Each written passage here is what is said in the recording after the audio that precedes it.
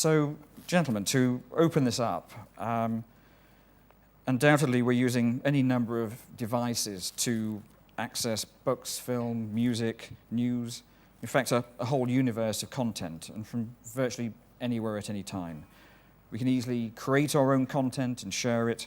We can interact and engage socially and professionally. We're in absolute control. This is disruption, but a disruption that brings a whole new world of exciting opportunity. The shift from linear to multi-platform is unquestionably absolute, and sticking with multi-platform and the whole debate about where we are exactly with the convergence. Maybe if I could open up with Robert. So how are you capitalizing on this, and what precisely does it mean to your company, to its strategy? Well, the multi-platform shift is something that is, that tipping point that we've been talking about for so long, has happened this year, basically, the last sort of nine months or so.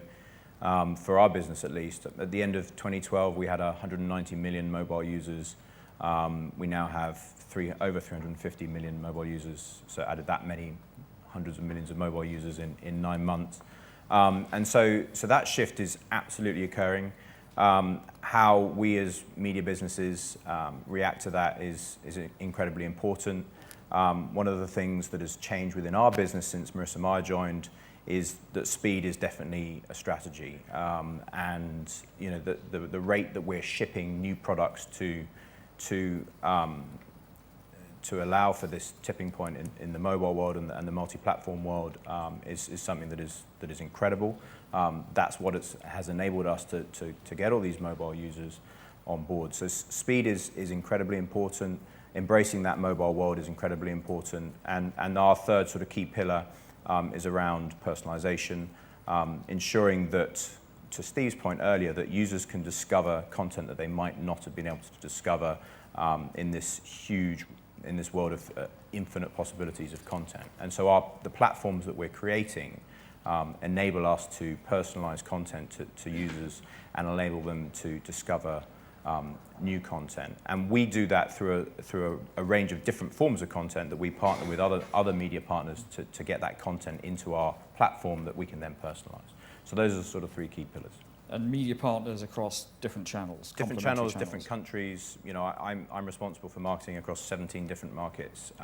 We partner with Sky News in the UK. We partner with a range of other media partners across the world. So we absolutely need that. We see the content world as a sort of pyramid where, for us, we want to have at the top of that pyramid premium content that we create. The middle of the pyramid will be content that we partner with, that we buy, that we aggregate from media owners. And at the bottom of that pyramid, we see socially created content that comes from users, our acquisition of Tumblr, Flickr that we've had for a while, all those sorts of Yahoo Answers, all those products that generate a lot of content socially are an important part of the content pyramid as we see it. Great.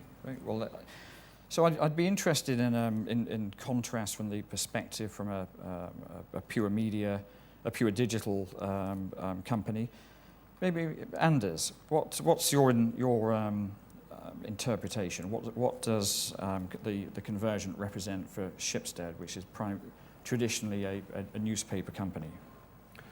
Well, first of all, we've had our newspapers for like 200 years or something, so we have a great tradition when it comes to news, especially in the Nordics.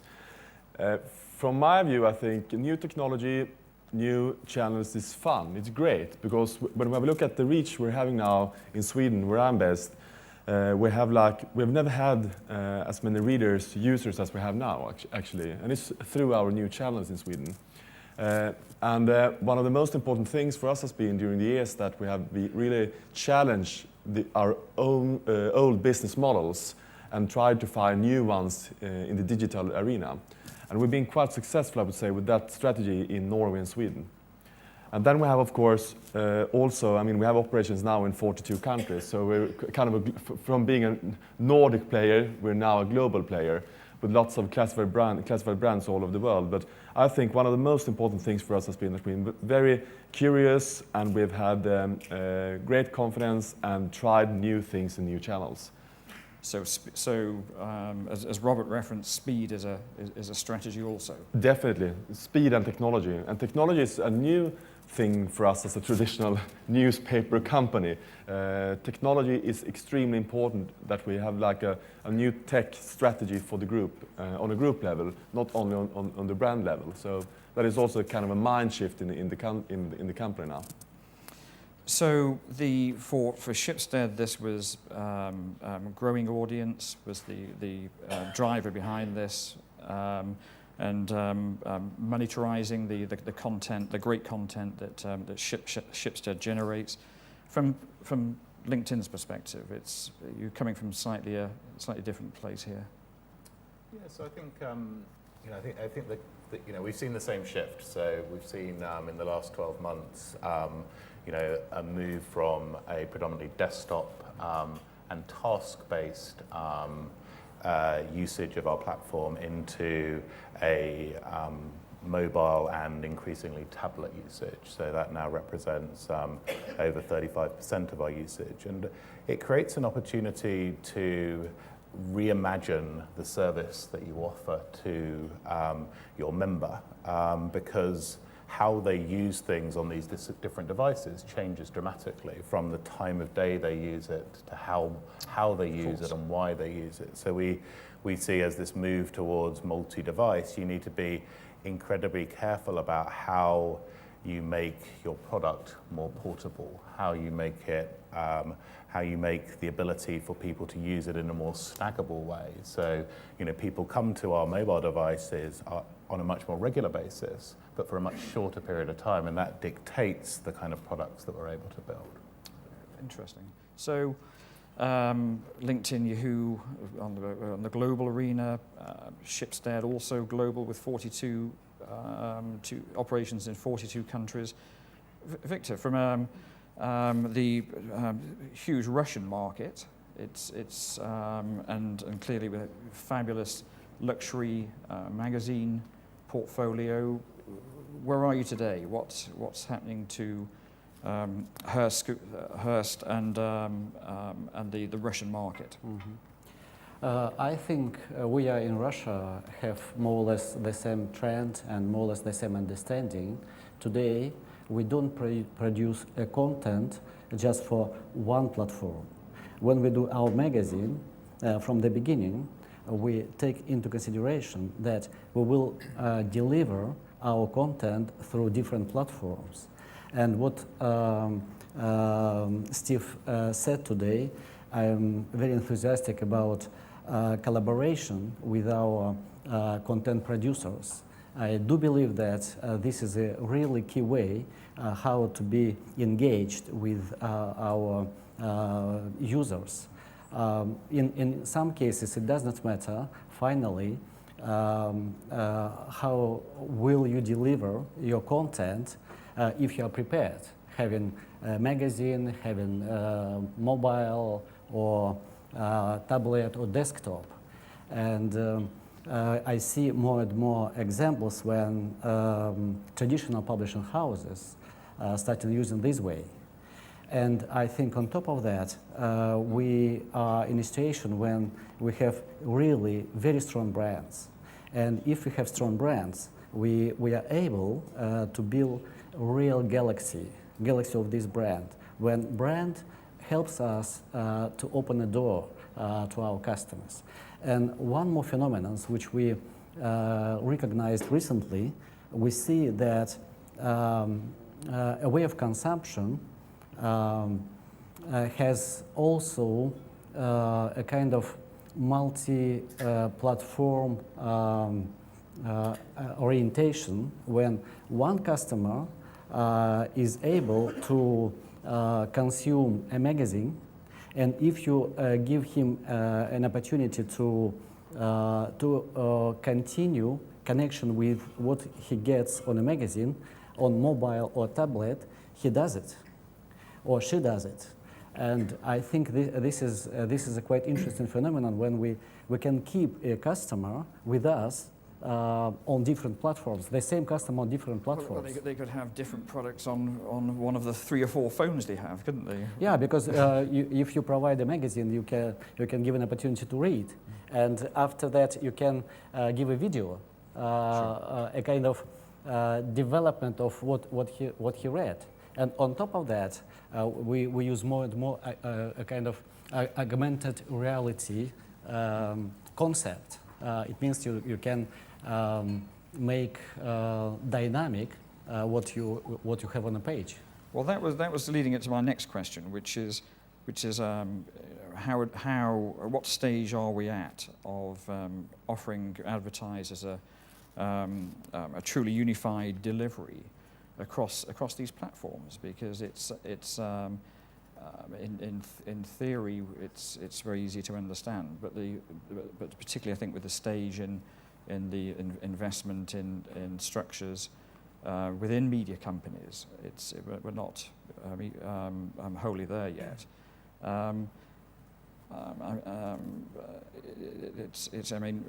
Robert, do you have an opinion on that? Give you a thought on that. I'd love to say that we're perfect at it as an industry, and I'd be lying through my teeth to say that it was perfect to offer advertisers a sort of a perfect multi-platform opportunity.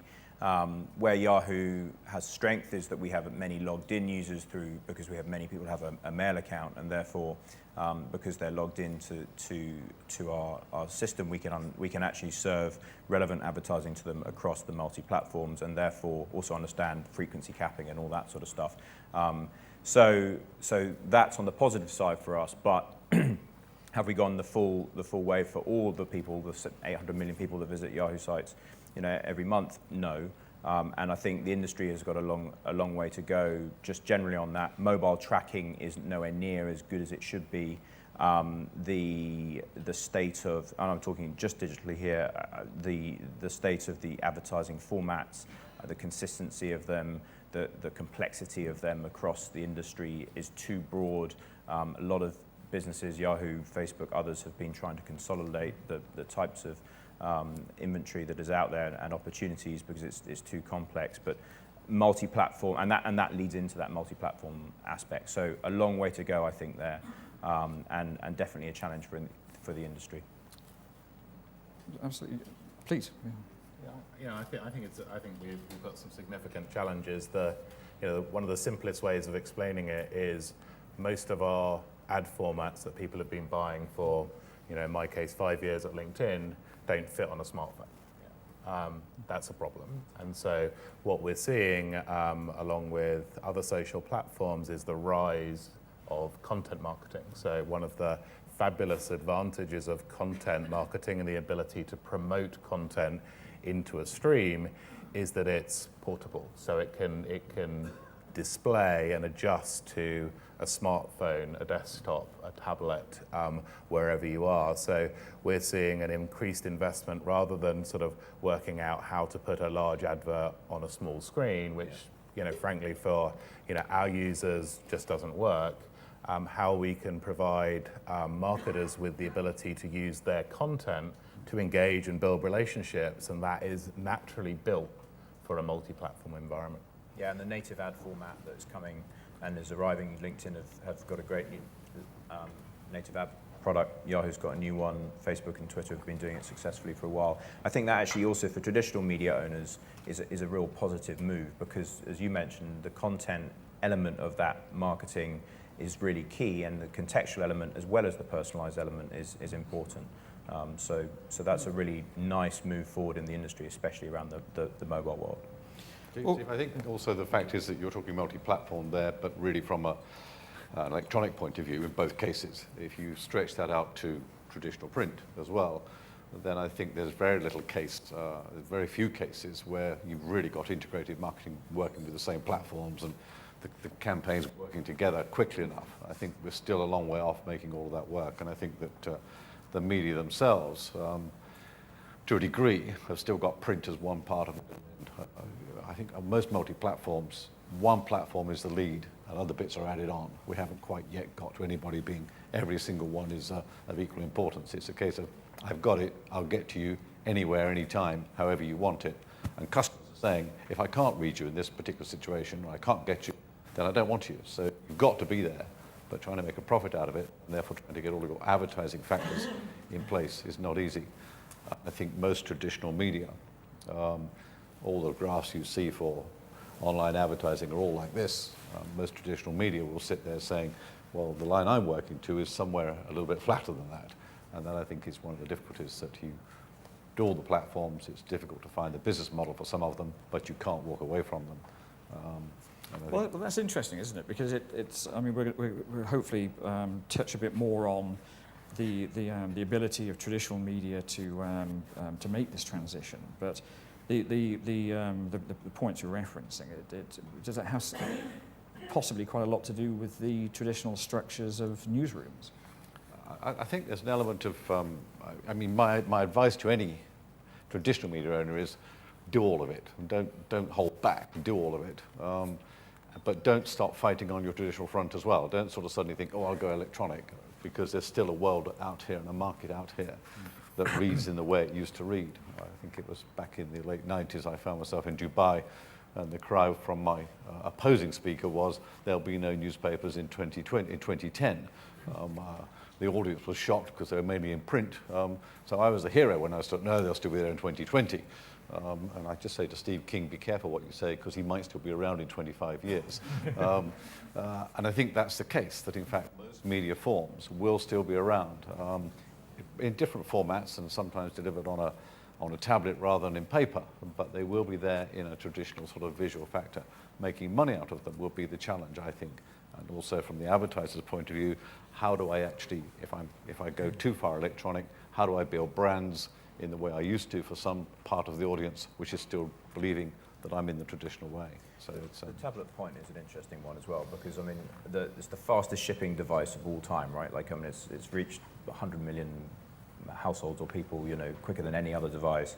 And actually, from a traditional media perspective, that's the one device that seems to, and the research that we've seen, it's much more of that sort of, it's leading to more browsing. It's that sort of sit-back experience. And for me, and I used to work for the Telegraph Group, you know, we looked at the tablet, you know, 10 years ago, and now that it's finally here, I can see that it must be an amazing device for the traditional media businesses to offer that experience on a Sunday morning of browsing through, you know. It's a beautiful sit-back experience. Well, no, I think also it's with the speed of the development within the initial product. It's so fast, because I'd have thought, Victor, from your perspective, I mean, one of the major issues with fashion and luxury advertisers is the experiential element of magazines and reproduction. Yeah, I think also quite important to say that today traditional media is an inevitable part of a marketing mix. Today we can't imagine that we will live without opera, ballet, theater, classic music, as well as in our life. Marketing mix is extremely important. Magazine, radio, mobile, tablet, etc., etc. Because it's not so easy to deliver a message from Chanel or from Louis Vuitton using just mobile. Because delivering a message, you need to use different channels, different opportunities, different solutions. That's why I think if we use an approach of multimedia platform and marketing mix, every time we have a solution how to mix and match traditional, non-traditional media.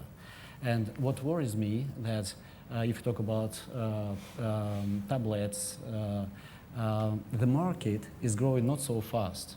5 years ago, when we started doing applications for tablets, we were so amazing that, okay, new opportunities for us to do business. But still, this is a tiny, very tiny business, peanuts really, if you compare with even mobile or traditional digital or magazines. Yeah, magazines are still very large, business is pretty large, but we can say that an advertising market for tablets is is large. It's really very small. Is that because the user growth has not happened yet, or do people have the devices in Russia? I think there are many issues. Strangely to say, one of them is way of measurements. Today, we have no enough measurement tools. I think probably to convince advertisers who are the users of tablets and how to measure how many of them, etc., etc. Well, I think it's. I mean, on that particular point, it's one of my questions was going to be, you know, what's the experience, say, Anders, with the suitability of the different platforms to achieve different objectives for advertisers? Are you changing content per device with the messaging for advertisers? Well, first of all, I think it starts with, of course, the consumers. Follow the consumers with great consumer insights. And then I believe that advertisers will follow over time, they will follow the consumers. So they will spend the money where the consumers are, just to start with. And then it's back to the products. If you don't have the #1 product in your field, you're out. So you really need to be keen to work a lot with product development and really have the best ones in every area where you're into. And then when it comes to different kind of platforms, our view is always back again to challenge the old models. And we've been quite or very aggressive within this area, I would say, especially in the Nordics. So this year, when we have a look at our revenue streams in Sweden, we can see that we have like 200 million pounds from advertisers this year, and 35% from this is connected to print, the rest is digital. And we have a massive amount of money now coming directly from mobile. So when I have a look what we've done in Sweden, for example, or when I meet different kind of different publishers from other parts of the world, I think many leaders are still stuck in the distribution form. They love print, so they work with print. They love TV or broadcasters, so they work with broadcasting, instead of follow the consumers and develop new products and challenge their own organizations and their old company cultures and structures. And is everyone seeing a lot of this is driven by the clients, of course. It's Your customers, as I say, if you were traditionally in print and you don't have an iPad version, your customer simply goes on holiday and suddenly I can't read what I want to read, so I'll switch, or I'll find something else. I'll find what I can find. So because the market's out there, and I think it's not too difficult to do that. It's quite interesting. We've got a very international audience here today, and it does change where you are in the world. It does. I mean, I spend most of my time in Brussels, and a lot of my time in Brussels, and talking across Europe, and even across Europe, the level of penetration of different platforms is not the same everywhere. And certainly if you start way out on the west coast of America and move your way around the world, up and down as you go, you'll find a very, very different level of advancement, different level of print versus traditional, versus modern media, etc. So I think that the world is changing all the time. And I think the rules in which we operate keep changing as well. I'm always aware that most of the electronic platforms only survive because they can track and trace and actually can almost live in a world of breaking into privacy almost by actually sort of saying, I know what you're doing, therefore I can deliver the ad to you and I can deliver the content to you. There'll be some questions down the line on that one as we go. So I think that there are lots of changes. I think that we're in a world where it will not look the same in 10 years' time, and it won't just be about print versus whatever. It'll be everything. Clearly from what we've heard, the media companies will be already changing their structures. Much more content creation with advertisers. Are there particular sectors that are ahead? I mean, it's what are your experiences From an advertiser perspective? Yeah. The movie industry and the entertainment industry, in our experience, are always the guys that are pushing the boundaries the furthest. Because of streaming. I think on in terms of digital and social, they're definitely the guys that seem to be furthest ahead, and also they're marketing at the younger demographics, and that's the sort of thing that I think is pretty key here. Is looking at that, the shifts and of that age group of the millennials. I mean, they are. The phone is the center of their universe, right? Like, I mean, some of them, many of them won't wear Nike trainers, to come back to that, because they don't have the money to buy a Nike trainer because they put all their money into an iPhone 5S or whatever, right? And it's that shift is making some of the industries, the advertising industries that are going after those lot, really have to adopt the mobile world and some of course the new platforms. Spending over 50% of the time with those devices is not making calls. Yeah, exactly. So definitely on the movie world. Some of the car companies we're seeing who advertise through us, they're pretty progressive. BMW is held up there. I think Nissan have been a good example across many of our platforms of really using digital to drive leads. I think something like 25% of Nissan's leads digitally now come from mobile phones. So there's the car and the auto and the entertainment industries are pretty good. And then just on the point, I think you sort of, David touched on it. It's the question about attribution. If we are and metrics and insight. If it really is converged, attribution seems to be a big hurdle to overcome. Are there any developments from your position with this? I'm ultimately referring to for the influence of different platforms across the purchase decision process. So at the moment, it's a slightly uneven playing field if you're still primarily a print media company, trying to account for your value in that process when everything is measured so digitally. Happy to throw one out there if you guys I've talked too much. I'll be quiet. You guys go first. It's quite strange, actually. I think we're seeing, in America already a little bit of a shift where people are saying, okay, I can measure everything I can do electronically, but what I'm also struggling to measure is brand build, etc. So you're seeing some campaigns that move totally onto being electronic, total measurable. I touch with a client, I'm trying to move a product, etc. I'm measuring eyeballs only. I chaired an internet company in the States for a while, so you get to use exactly what are you trying to measure and what are you trying to sell. But you come back, am I building a brand while I'm doing this? Where's my brand in this? Have I got any visibility? And you get to a state where you're saying, okay, I need some visibility as well, where I've got a big picture somewhere, whether it's a poster or whatever it is, I need also to have some picture, some visibility out there. Can I measure that in the same way? No, you can't. As everybody, the old phrase was, I know half my advertising works, but I don't know which half. I'm not quite sure yet in my own mind that the measurement factors on electronic platforms are that perfect either. I think there's still quite a few question marks out there. There's some things you can measure well and other things you really can't measure well.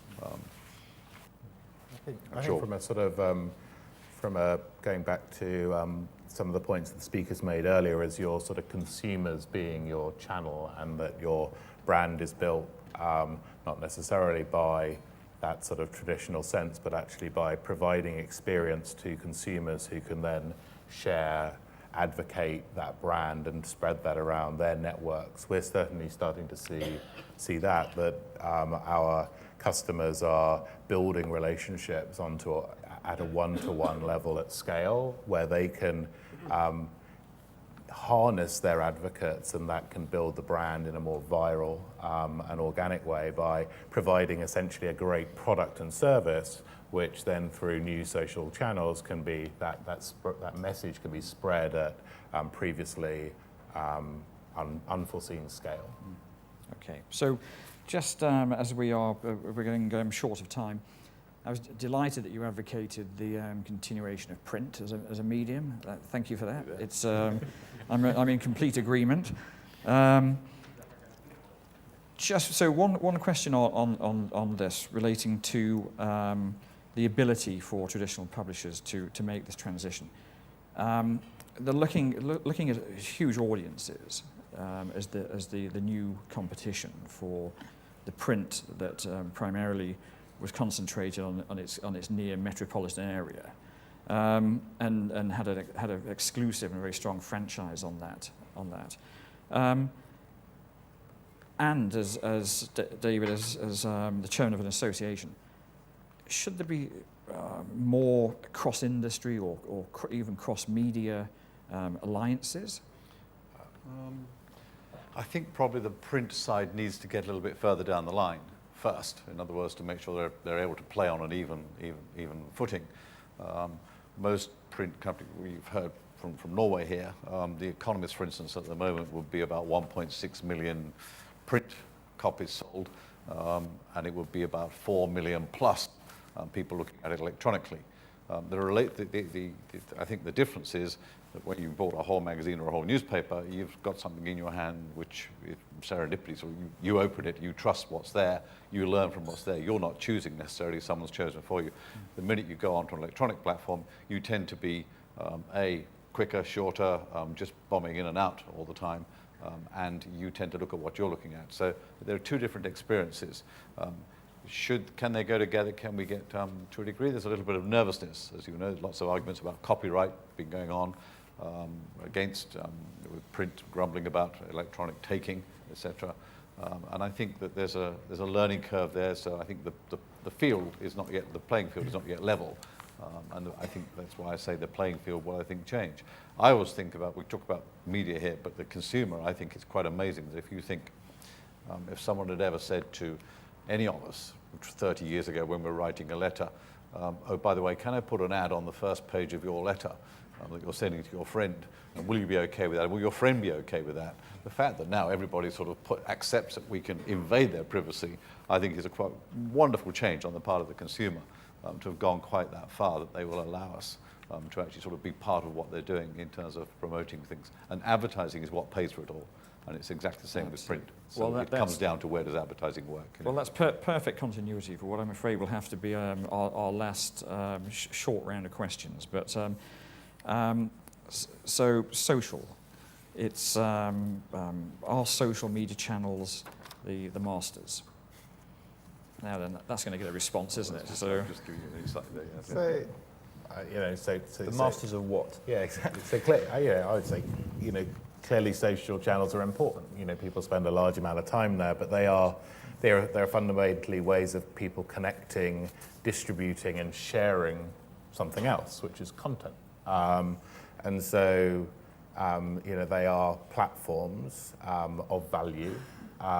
But they are nothing without the people and the content that those people share. So important, but by no means masters. It's an element. Yeah, as we know. I would agree, and I mean, they're an important platform for media owners as well. I mean, some of my team, we spend a lot of our time, working on how we can use different social channels to amplify our content. To extend the reach and to engage with new users, to bring them back to our sites.